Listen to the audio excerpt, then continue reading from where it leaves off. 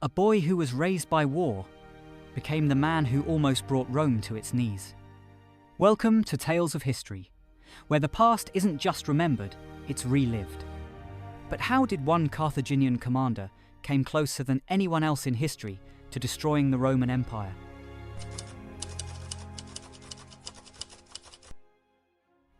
By 219 BCE, two dominant powers controlled the Western Mediterranean, the Roman Republic and the Carthaginian Empire. Their rivalry had already produced one major conflict, the First Punic War, which lasted from 264 to 241 BCE. That war was primarily naval and ended with Rome victorious. Carthage lost control of Sicily, its most valuable possession, and was forced to pay a large indemnity. In the years that followed, Rome took further advantage, seizing Sardinia and Corsica, two islands previously under Carthaginian influence. Defeated and politically unstable, Carthage looked for new opportunities. Under the leadership of Hannibal Barca, a Carthaginian general and veteran of the First Punic War, Carthage turned to Iberia, modern-day Spain, as a source of wealth and manpower. Between 237 and 229 BCE, Hamilcar conducted military campaigns throughout southern Iberia, securing territory, silver mines, and the loyalty of local tribes. After his death, command passed to his son-in-law Hasdrubal the Fair, who expanded Carthaginian control and founded the city of Carthage, known to the Romans as New Carthage. Rome, increasingly concerned about Carthaginian expansion, negotiated a treaty with Hasdrubal around 226 BCE. This agreement, known as the Ebro Treaty, stated that Carthage would not expand its territory north of the Ebro River. Rome, in turn, appeared to acknowledge Carthage's authority in the south, though the treaty's terms were vague and open to interpretation. Despite the agreement, tensions remained high. Rome viewed Carthage's growing military presence in Iberia as a long-term threat, while Carthage resented Roman interference and the losses it had suffered in the previous war. Both powers continued to expand their influence in the region, each suspicious of the other's intentions. By 219 BCE, the Western Mediterranean was divided, uneasy, and on the brink of conflict once more.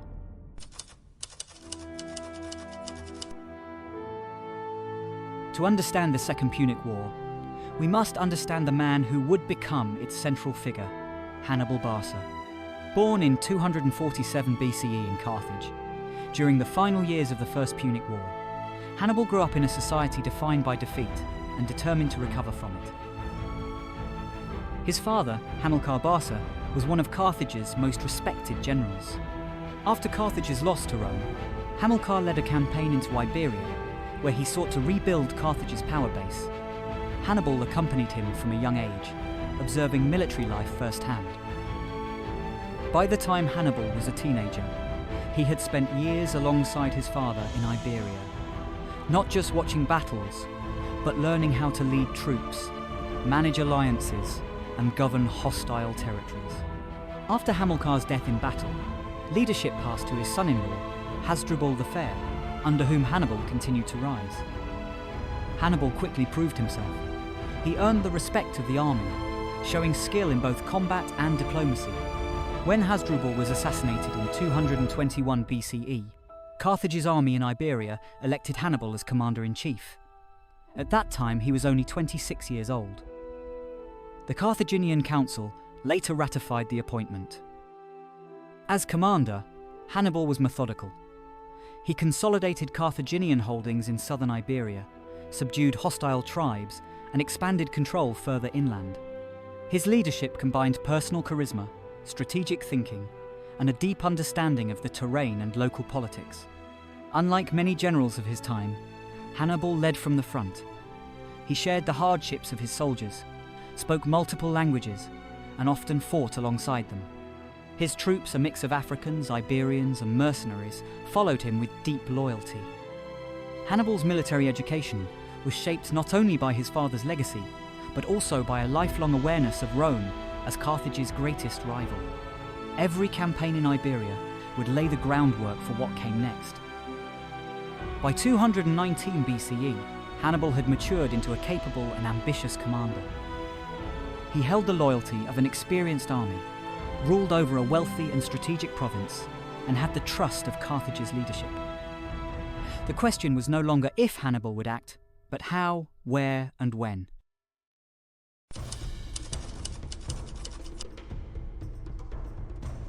In 219 BCE, tensions between Rome and Carthage were growing steadily.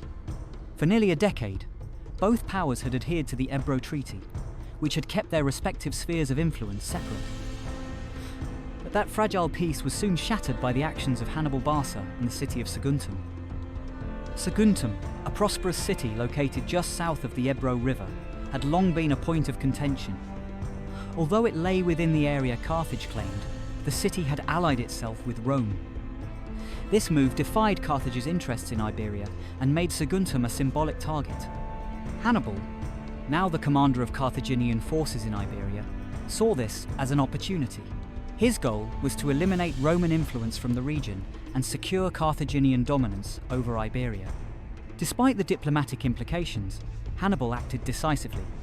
He launched a siege of Saguntum, cutting off supplies and surrounding the city with his forces. The siege lasted for 8 months.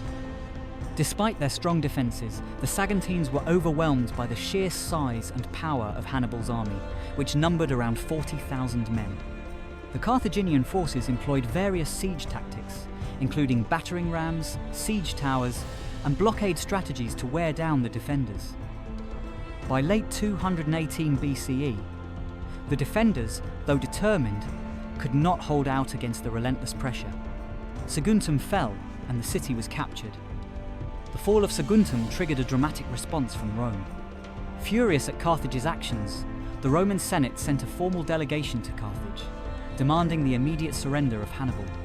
The Romans gave Carthage an ultimatum: either hand over Hannibal to face justice or face war. Carthage's leaders, including Hannibal's brother-in-law, Hasdrubal, initially dismissed the Roman demands. Carthage, they argued, had acted within its rights. When Carthage refused to hand over Hannibal, Rome declared war. The declaration of war sent shockwaves across the Mediterranean world. Carthage had defied Rome, and Hannibal was now a central figure in a conflict that would change history. Both sides began to mobilize for what would become one of the most devastating and protracted conflicts of the ancient world.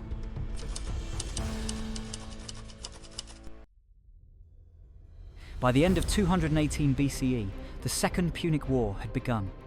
Rome prepared for a conventional campaign in Iberia and North Africa, gathering a large army in Sicily. But Hannibal had something very different in mind. Rome held a clear advantage at sea. Since the First Punic War, the Roman navy had become the dominant power in the Western Mediterranean. For Hannibal, that meant an invasion by sea, the most direct route to Italy, was virtually impossible. Instead, Hannibal took the unthinkable path. He would march overland through hostile territory, across the Pyrenees, and ultimately over the Alps into northern Italy. It was a risky and unprecedented move, but it allowed him to bring the war straight to Rome's doorstep, bypassing its navy entirely. The journey north through Iberia and Gaul was difficult. Hannibal fought tribal resistance, crossed major rivers like the Rhone, and secured support from Gallic enemies of Rome. But the most dangerous phase still lay ahead. The Alpine crossing was one of the boldest maneuvers in ancient military history. No army of Hannibal's size had ever attempted it. It was late autumn. Snow covered the mountain passes, food was scarce, and the terrain was treacherous. Hannibal brought with him dozens of war elephants, not only for battle, but as a psychological weapon. Their presence astonished mountain tribes, and would later shock Roman forces. But they were ill-suited for the terrain. Many died from exposure or starvation. The army faced avalanches, constant harassment from local tribes, and deadly climbs along icy ledges. Yet, against all odds, Hannibal emerged from the Alps with around 30,000 troops. He had done what no general before him had even dared. He had brought a full-scale Carthaginian army into northern Italy. Rome was stunned. Consul Publius Cornelius Scipio, who had planned to intercept Hannibal in Spain, rushed back to Italy and moved to confront the Carthaginian force near the Ticinus River. There, in a small but significant cavalry battle, Hannibal struck first. His agile Numidian cavalry outmaneuvered the Romans, forcing them into retreat. Scipio himself was wounded, reportedly saved from capture by his young son Publius Scipio, who would later become a central figure himself. After Titianus, Gallic tribes in northern Italy began to flock to Hannibal's side, swelling his numbers. Rome had underestimated him. Not only had Hannibal crossed the Alps, he was now winning victories on Roman soil.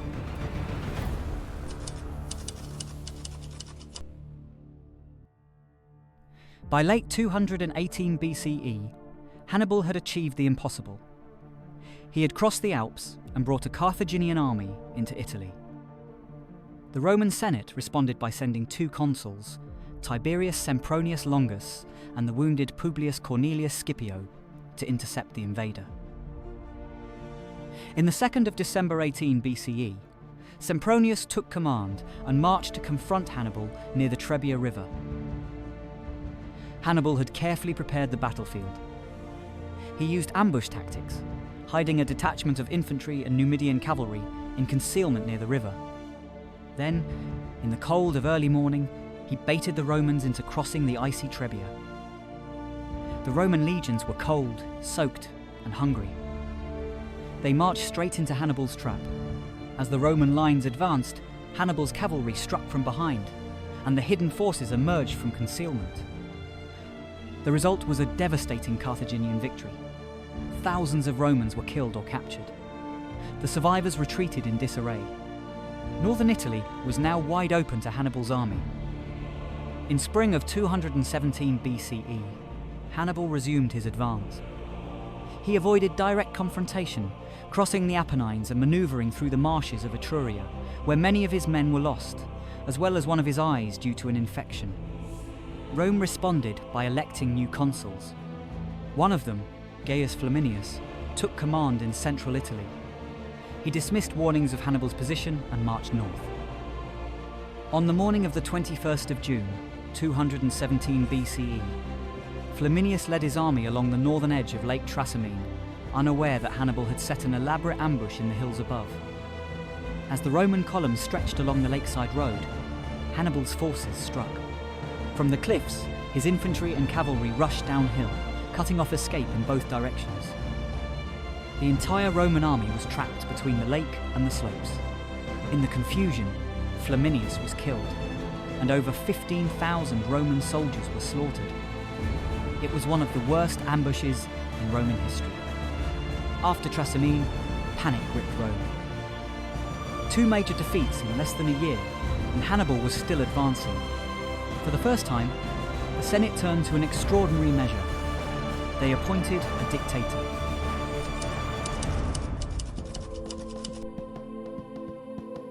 After the disastrous defeat at Lake Trasimene, the Roman Republic was in crisis. In just over a year, Hannibal had destroyed 2 Roman consular armies, killing or capturing over 40,000 soldiers. Rome had never experienced a threat like this on its own soil. The Senate turned to its constitutional safeguard, the appointment of a dictator. They chose Quintus Fabius Maximus Verrucosus, a seasoned patrician known for caution and discipline. Fabius adopted a strategy of delaying, avoiding pitched battles and attrition. His goal was simple: wear Hannibal down over time. This approach, later called the Fabian strategy, meant shadowing Hannibal's movements, blocking supply routes, and using scorched earth tactics to deny him resources. But this cautious approach was deeply unpopular. Many in Rome viewed it as cowardice. Fabius earned the mocking nickname Cunctator, the Delayer. Worse, when he allowed Hannibal to plunder Campania unchecked, public anger grew.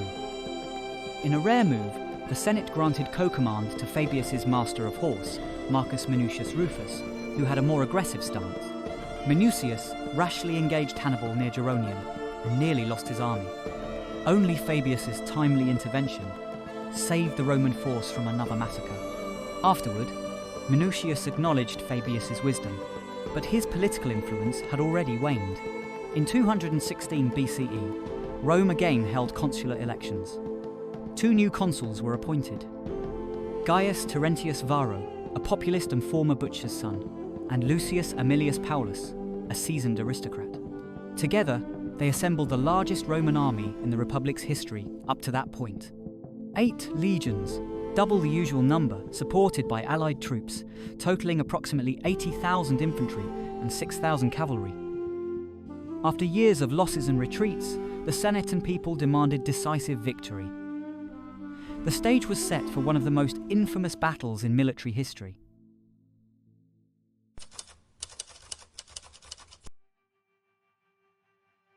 The 2nd of August, 216 BCE, the day that would go down in history as one of the most decisive and devastating military engagements of all time, the Battle of Cannae.